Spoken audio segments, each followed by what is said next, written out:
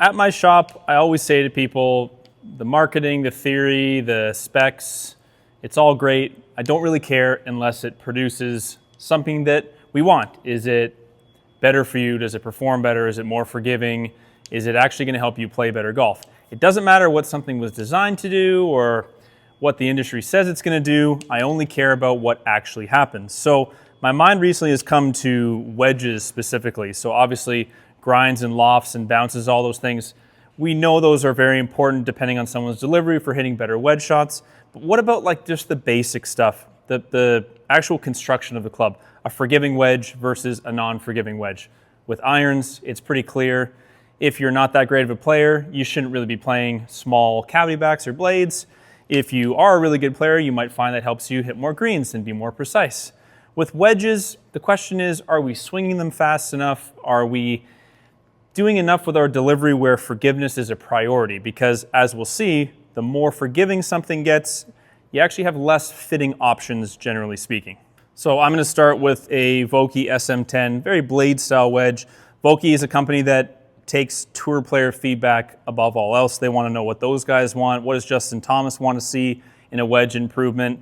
They make really, really nice stuff, but let's be honest, they're probably not looking at your average guy on the range for the most part when it comes to the design. So how much am I going to see when I miss-hit the ball? We're going to track the strike location to the millimeter extremely closely. Efficiency is there, so I know relative to how fast I swung, how much ball speed am I getting, and ultimately how does that end up for my carry number? How consistently can I hit my carry number?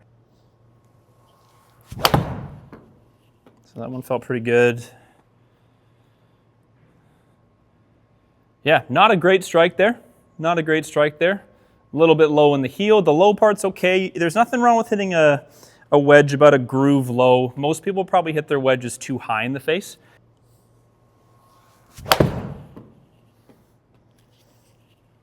That one's thinner. Less heel. Pretty similar. Pretty similar. Toe.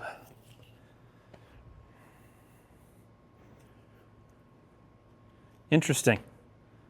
Did very well off the toe. Let's be fair. Totally.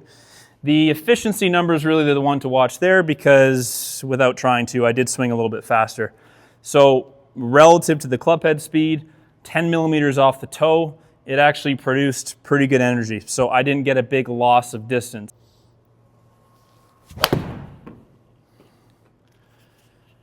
And that one's more, let's call it effective center. So the little bit low on a wedge, again, I know I keep repeating myself, but that's not a bad thing. Really not a bad thing.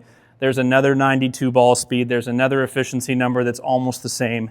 What my initial reaction is have I and many others been sort of exaggerating that they're unforgiving, that they can't be mishit, that a player who doesn't strike it well really needs a much bigger wedge? I'm not so sure.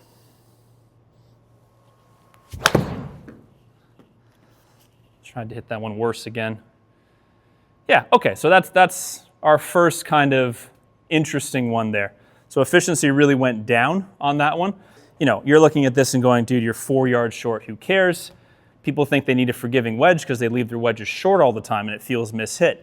It's usually because the face is open or you're delivering excess loft. So from a technical standpoint, that's what I would be doing with someone if that was where their mind was going.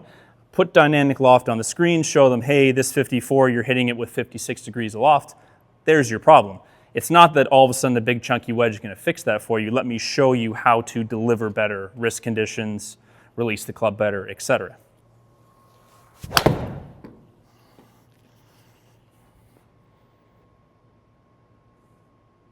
Not bad. Not bad. If I'm being really fair, which I want to be, I can't really blame the wedge for that 3 yards short.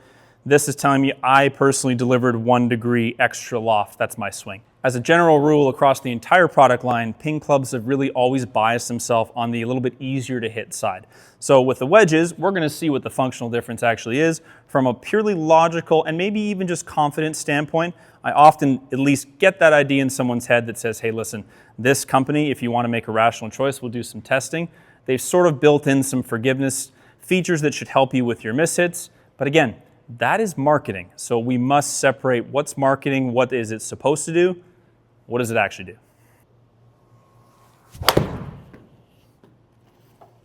Okay, first one there, not hit great. A little thin. Pretty centered otherwise. Ball speed, kind of like where we started with the Vokey. The slightly lower spin, I would just say, is because I pulled it slightly. That's going to be a little bit of a different strike there, a little bit kind of more in the toe, not as thin. It's got some efficiency there as well.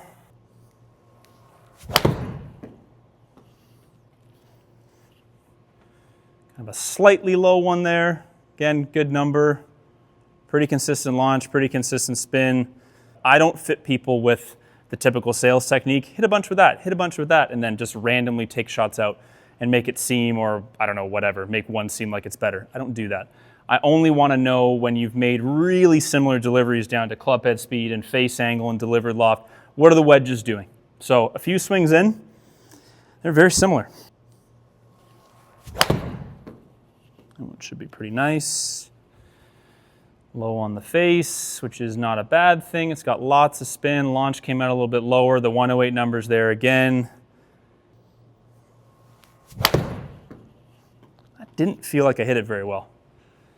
Yeah, stinky, kind of heely. Ball speed dropped off. Launch and spin were fine though. Efficiency went down.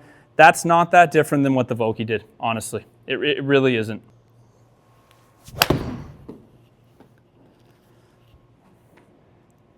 Very similar. Very similar to the Vokey. Okay, so let's just say from a rational, practical standpoint, I wouldn't be shocked if you fired that on a robot and the ping came out some amount of percentage point higher on a forgiveness rating. There's a big difference between what a robot test or an engineering test or how that's later translated into marketing and then gets translated to you. There's a huge difference between that and you standing here or on a range hitting balls. So at the moment between those wedges, I would be using other factors to decide. Maybe one I just really prefer the look and feel of. One of them has the lofts and grinds that I want and the finish that I want. One does not. If you appreciate our honest, unbiased, no marketing approach, you can help support the channel in a couple of ways. Leave us a super thanks. You can actually order just about anything golf club or shaft wise through Golf Liberty. So, I mean, it is unlikely to be someone's first choice in terms of looks. It's obviously a bigger profile. It's got a little bit of almost offset to it. The person who's nervous about making good contact might like the fact that it doesn't look small, gives them a little bit more confidence. That felt like it came out high. Not by much. Not by much. Yeah, pretty good flight. That's not struck well. That one is a surprise. I will be totally honest about that. That is a surprise. That's a very weak part of the face because it's not on the lower grooves and it is pretty toey. The club head speed, if anything, I swung a little bit slower than where I've been trying to keep it. The efficiency is the highest, I think, that we've seen on barely a pull there, maybe 10, 12 feet. That's the first shot I've hit, honestly, in this test that I actually found surprising.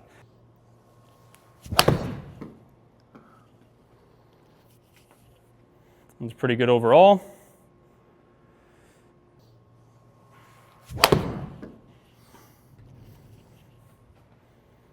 Very thin, little bit heel. Not crazy different, but probably did the best on the super thin strike of the bunch. That one felt pretty good. Struck pretty similar. What I'm seeing is that from a consistency standpoint, it seemed like I had more of the same shot happening over and over again with the ping and the Vokey. This one gave me a couple of, I think, total get out of jail free cards where the ball really shouldn't have even been on the green or should have come up well short. But I don't feel that it's giving me the same precision of distance control. So this is where you can start to be realistic. You don't have to limit yourself. You don't have to say, you know what, I'm a 15 handicap. I guess I better get big cavity back wedges. You don't have to do that. If you know for a fact that your strike is going to be 20 millimeters one way and 20 millimeters the other way, pretty much every shot, then sure, go for it. But if you strike the ball reasonably well, if you can go somewhere and actually have an experience where you can see how consistent you are, don't assume you're not good enough to hit certain clubs. I am not seeing that this thing makes it just 100 times easier for me to hit the green. It is definitely a little bit more forgiving. The ping versus the Vokey, it was very hard to tell. It would be very subtle. Logically, yes, makes sense. Practically, not a ton. If you have no willingness to work on technique and you are chunking the crap out of it and you miss hit the ball like crazy, sure, go for the huge one.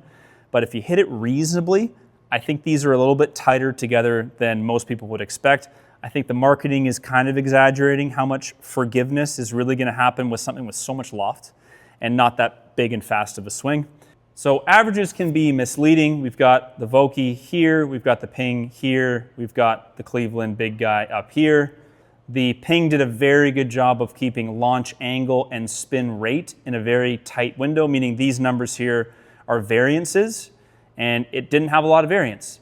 Now, Vokey also didn't have a lot of variance, and one tiny different swing would change these numbers. So you got to remember these are performing very similar. And Vokey did seem to do the best job of maintaining the most consistent ball speed, which is very important. Cleveland Wedge had the most variance on spin rate, meaning the ball flight might have come out a little different here and there, but the reality is when it came to the actual carry yardage, it did a pretty good job of keeping it in a fairly tight window. But like pretty much everything in golf, a lot of it, the marketing is really exaggerated. Have an experience where you really track strike and all your swing dynamics closely, and don't get discouraged and say, I must play a certain type of club because the marketing said this. No more than someone who hits the ball low should get a high launch shaft and think it's going to fix it. These things are very subtle. In the wedges, it would appear, yeah, pretty subtle, not useless, but pretty subtle differences.